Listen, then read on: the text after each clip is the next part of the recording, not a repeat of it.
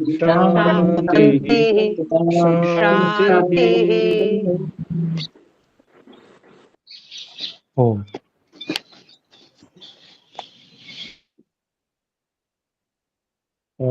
वैशेषिक दर्शन के षष्ठ अध्याय के प्रथम आहनिक को हम पढ़ चुके हैं। यहाँ तक हम में से कोई भी बात पूछना चाहे तो हस्तोत्थापन द्वारा सूचित करें।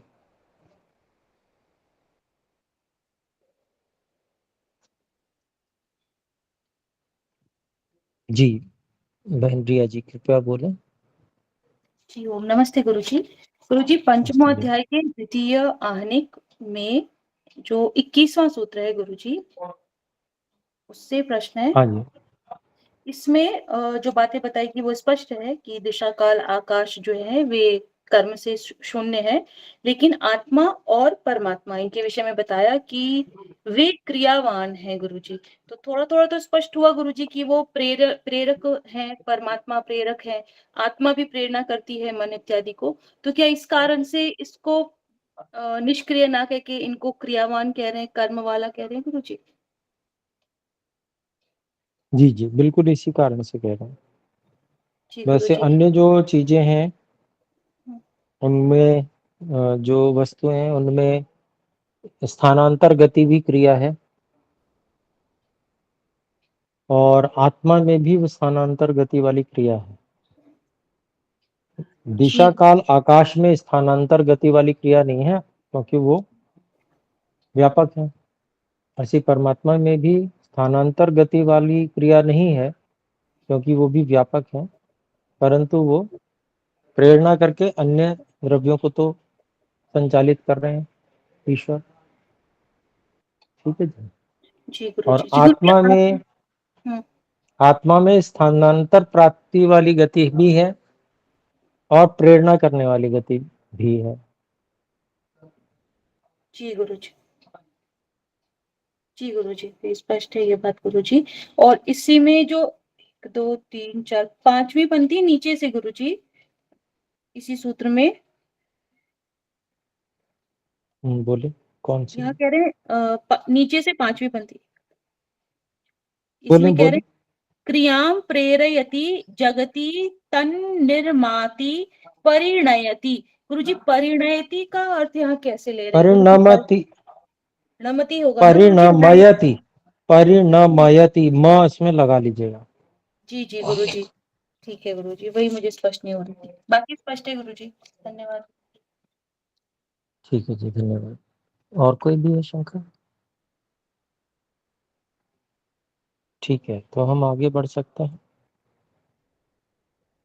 षष्ठाध्याय द्वितीयम् आहनिकम्।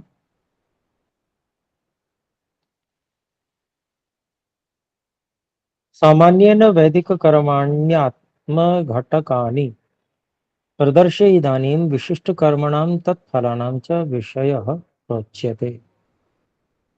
तो सामान्य रूप से जो वैदिक कर्म हैं जो आत्मा से संबंधित हैं उनको दिखाकर अब विशिष्ट कर्म हैं और उनके फल जो हैं उनको उनका विषय कहा जा रहा है। तो प्रथम सूत्र है दृष्टादृष्ट प्रयोजनानां दृष्टाभावे प्रयोजनमभ्युदयाय। देखिए बिल्कुल 100% जो है आस्तिकता, पुनर्जन्म, पूर्व जन्म, ये सब यहाँ पर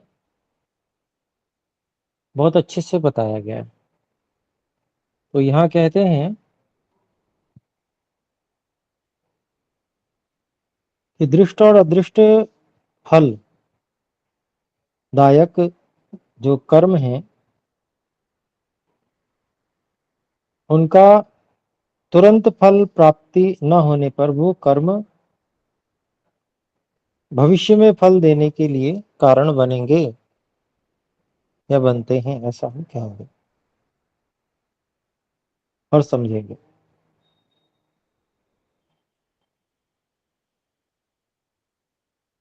तो अभ्युदय जो है भविष्य के फल के लिए है। भविष्य में वो इस जन्म का भी भविष्य हो सकता है, तुरंत फल नहीं मिलता, हो सकता है देर से मिले, अथवा अगले जन्म में भी। तो इसका भाष्य देखते हैं। स्वामी जी बता रहे हैं, दृष्टादृष्ट प्रयोजनानाम, दृष्टादृष्टे फले, फल दो प्रकार के हैं, दृष्ट और अदृष्ट।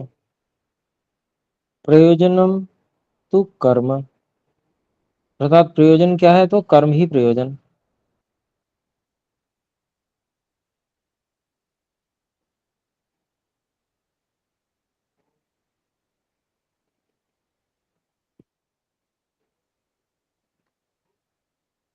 इसको हम स्पष्टता से समझें।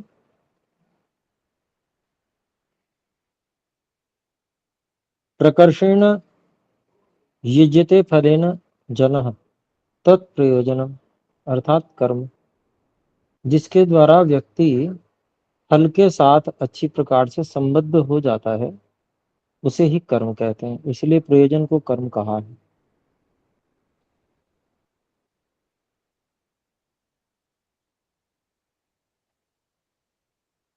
तो आगे कहते हैं, करणार्थे ल्युट प्रत्यय, करण अर्थ में ल्युट प्रत्यय है, यू को अन होता है प्रयोजनम में। तो प्रयोजनम अभ्युदयाय में प्रयोजन किसे कह रहे हैं, उसको बता रहे हैं, दृष्टादृष्ट प्रयोजनानाम। जो नहीं, दृष्टादृष्ट प्रयोजना नाम में जो प्रयोजना नाम है, उसमें जो प्रयोजन कहा गया है उसको खोल रहे हैं कि वो प्रयोजना नाम का मतलब क्या है, तो कर्मणाम। उसमें जो प्रयोजन में जो करण अर्थ में ल्युट प्रत्यय किया गया है, ये थोड़ा व्याकरण से संबंधित बात है। आगे कहते हैं, दृष्टा दृष्टे फले प्रयुक्ते, दृष्ट और अदृष्ट ये दोनों फल, अर्थात प्रयुक्ते अर्थात उपभुंगते, दृष्ट और दृष्ट अदृष्ट दोनों प्रकार के फल भोगे जाते हैं। ये भी ही इनके द्वारा, तानि कर्मणि, वे कर्म ही, दृष्टादृष्टयोः फलयोः प्रयोजनानि, दृष्ट और अदृष्ट दोनों फलों के जो प्रयोजन हैं, अर्थात प्रयोग निमित्तानि उपभोग साधनानि कर्माणि। तो उन दृष्ट और अदृष्ट जो फल हैं, उनके जो प्रयोजन हैं, अर्थात वो प्रयोग के निमित्त हैं, अर्थात उपभोग के साधन हैं, अर्थात उपभोग जिनके कारण से संभव होता है, ऐसे कर्म। तो कर्माणि को जो प्रयोजना नाम, इसको विशेष रूप से बताने का प्रयास कर रहे हैं स्वामी जी।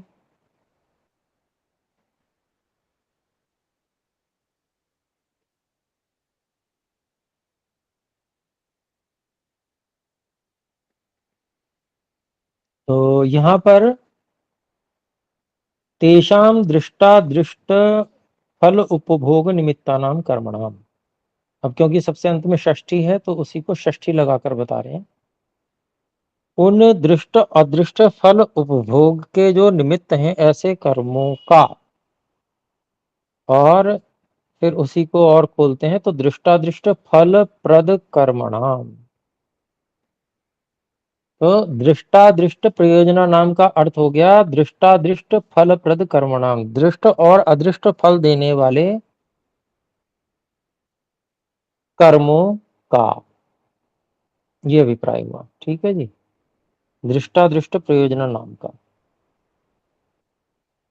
फिर कहते हैं दृष्टा भावे, ऐसे कर्म जिनका दृष्ट और अदृष्ट दोनों प्रकार का फल होता है, ऐसे कर्मों का दृष्टा दृष्ट अभावे, दृष्ट फल का अभाव होने पर सांप्रतिक फल अभावे, उसी को खोल रहे हैं दृष्टाभावे सांप्रतिक, मतलब अभी का जो फल है वर्तमान का, वो उसका फल अभाव होने पर सांप्रतिक फल प्राप्त, अर्थात अप्राप्त हो, सांप्रतिक फल अप्राप्त हो, उसी को खोल रहे हैं कि जो तुरंत जो फल मिलता है उसकी अप्राप्ति में प्रयोजनम तथा विधम फल निमित्तम कर्म, उस प्रकार का जो फल का कारण बन रहा है ऐसा कर्म अभ्युदयाय अभिमुखी भूताय भाविने खलु उदयाय उत्कर्षाय भवति। तो अभिमुख हो चुका है जो भविष्य के लिए, भावी ने भविष्य के लिए जो फल भुगाने के लिए अभिमुख हो चुका है,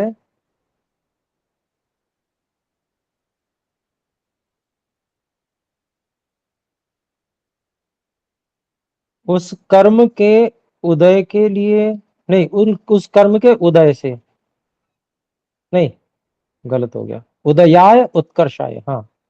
तो निश्चय से उस प्रकार के कर्म जिसका कि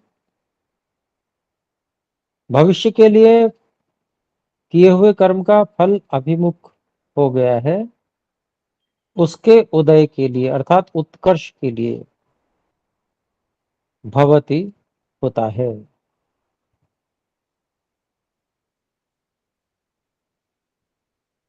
खलु इह जन्मनि पर जन्मनि व,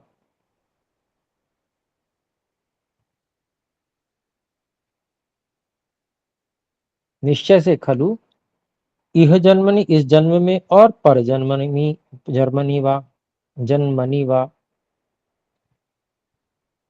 इस जन्म में या अगले आने वाले जन्म में निष्पत्स्यमानस निष्पत्स्यमानाय अर्थात उत्पत्स्यमानाय उत्पन्न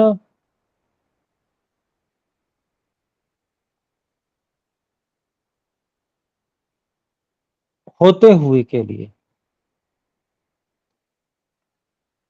कल्याणाय भवति उसके कल्याण के लिए होता है।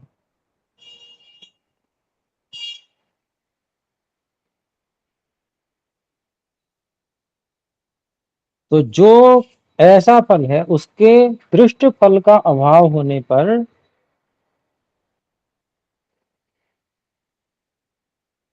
अर्थात जो वर्तमान का तुरंत मिलने वाला फल है उसका उसके प्राप्त न होने पर, अगर वो प्राप्त नहीं हो रहा है, इसका मतलब क्या है, अभ्युदयाय,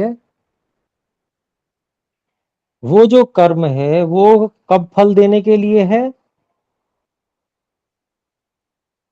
भविष्य में बहुत हमारा उत्कर्ष करने के लिए है। भविष्य कब कब का है, तो उसको खोला, यह जन्मनी पर जन्मनी बात, इस जन्म में या अगले जन्म में, या तो इसी जन्म में भविष्य में मिल जाएगा फल, अथवा तो वह इस जन्म में नहीं मिलेगा फल तो उसका अगले जन्म के उत्कर्ष के लिए वो फल होगा।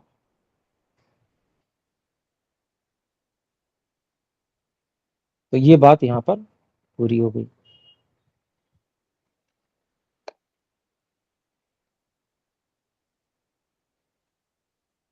तो चलिए, ये बात आ गई। यहाँ पर प्रयोजन शब्द का अर्थ कर्म से लिया है, ये हमें ध्यान रखना पड़ेगा।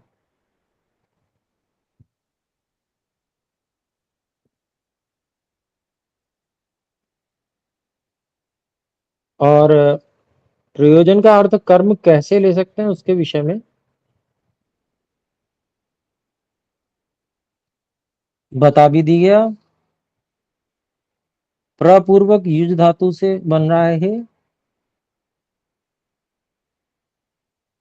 और करण में, करण कारक में ल्युट प्रत्यय, तो प्रकर्षेण युज्यते फलेन जनः तत् प्रयोजनम अर्थात तत्कर्म। तो जो बहुत अच्छी प्रकार से फल से व्यक्ति को युक्त करता है वह है कर्म, अर्थात कर्म करेगा तभी व्यक्ति को फल की प्राप्ति होगी। इसलिए प्रयोजन शब्द का अर्थ कर्म यहाँ पर स्वामी जी ने लिया है। इंदिरा जी। इंदिरा जी, जी बोले।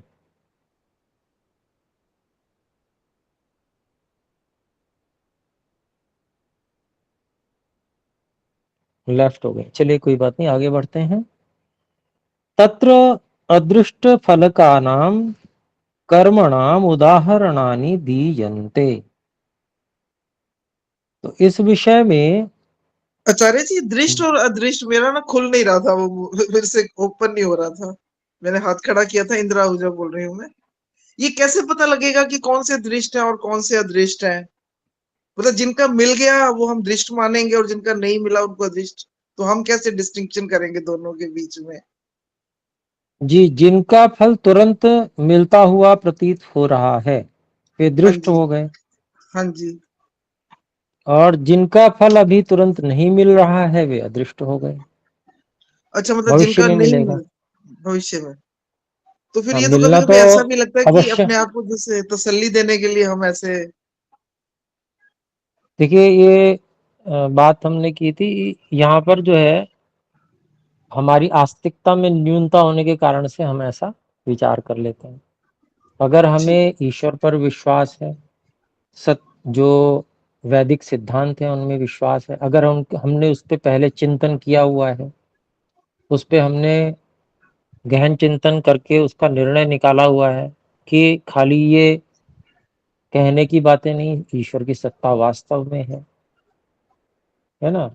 ऐसे ही पूर्व जन्म और पर जन्म, अगला जन्म, उसके विषय में भी हमने अगर गहन चिंतन करके निर्णय निकाला हुआ है, तो ऐसा संशय कभी भी नहीं आएगा।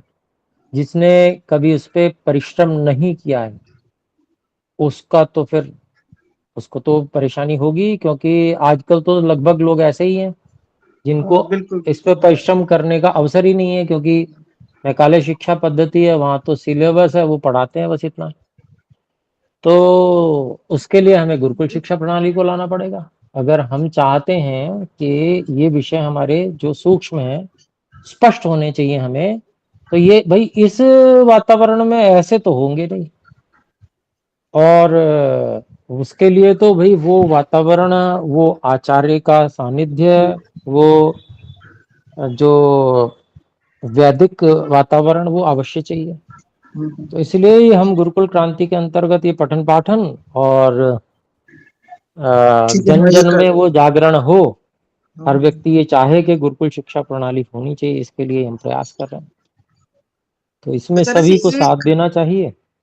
हाँ, बिल्कुल जरूर। और जी बताएं। और एक लाइन ना, जो ये पांचवा हमने सूत्र पढ़ा था, उसमें एक लाइन आती है ना कि अन्य के किए हुए कर्मों का फल दूसरा नहीं भोगता, किंतु अपने ही किए हुए का फल हमें प्राप्त होता है। एक लाइन आई थी 5वें नंबर सूक्त की जो व्याख्या की हुई है उसमें।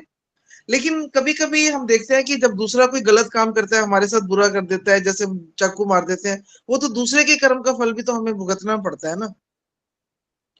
और यहाँ जी, भी ये कह रहे आप हैं कि देर जब से हमें जुड़ी अपने। हैं। हाँ जी, मैं थोड़ा आप देर से, मेरे वो इंटरनेट कनेक्शन नहीं हो रहा था, इसी वजह से।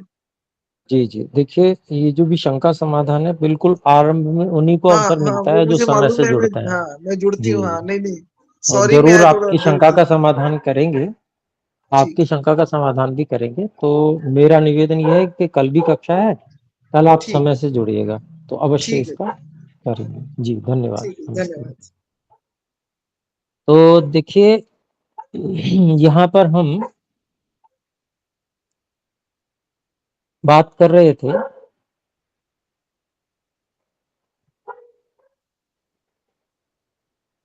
अब यहाँ पर जो है अदृष्ट फलका नाम कर्मणाम उदाहरणानि दीयन्ते। तो कहते हैं कि भाई अब इस विषय में जो अदृष्ट फल वाले कर्म हैं उनका उदाहरण दिया जा रहा है। तो ऋषि स्वयं ही उन कर्मों का उदाहरण दे रहे हैं। जो आपको शंका उठ रही है वो सामने आई रही है। दर्शन का जो विषय है वो ऐसा ही है कि व्यक्ति के मन में स्वाभाविक रूप से जो शंका उठती है, ऋषि उसी क्रम से चलते हैं और उसी ढंग से समाधान भी करते हैं। तो देखिए दूसरा सूत्र है, अभिषेचनोपवास ब्रह्मचर्य गुरुकुल वास वानप्रस्थ यज्ञ दान प्रोक्षण दिन नक्षत्र मंत्र काल नियमाश्चादृष्टाय। तो कुछ ऐसे कर्म गिनाए हैं कि जिनका फल तुरंत मिलता हुआ नहीं दिखता है, पर फल तो अवश्य मिलता है और हम अनुभव भी करते हैं कि हमें फल मिल रहा है।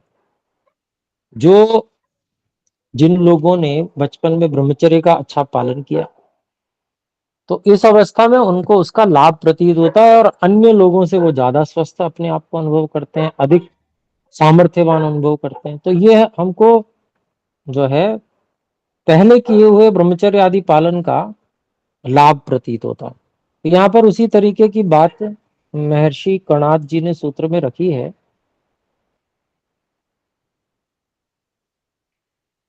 तो इस का अभिप्राय हुआ जो अभिषेचन आदि कर्म है, इनकी व्याख्या सारी आने वाली है अभी सूत्र में। अभिषेचन, उपवास, ब्रह्मचर्य, गुरुकुलवास, वानप्रस्थ, यज्ञ, दान, प्रोक्षण, दिक् नक्षत्र, मंत्र, काल और नियम, ये जितने भी कर्म हैं, इनका ये जो अभी व्याख्या हम भाष्य में भी पढ़ेंगे। तो इन सब कर्मों का जो फल है वो अदृष्टाय, वो भविष्य के लिए होता है, तुरंत नहीं मिलता।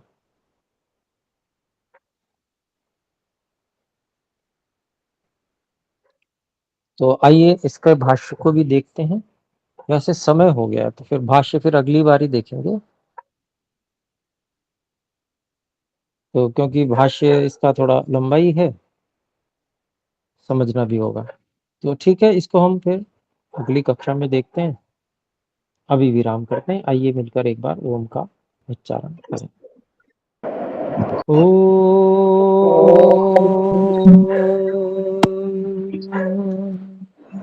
सभी को सादर नमस्ते। नमस्ते आचार्य जी। नमस्ते। प्रणाम।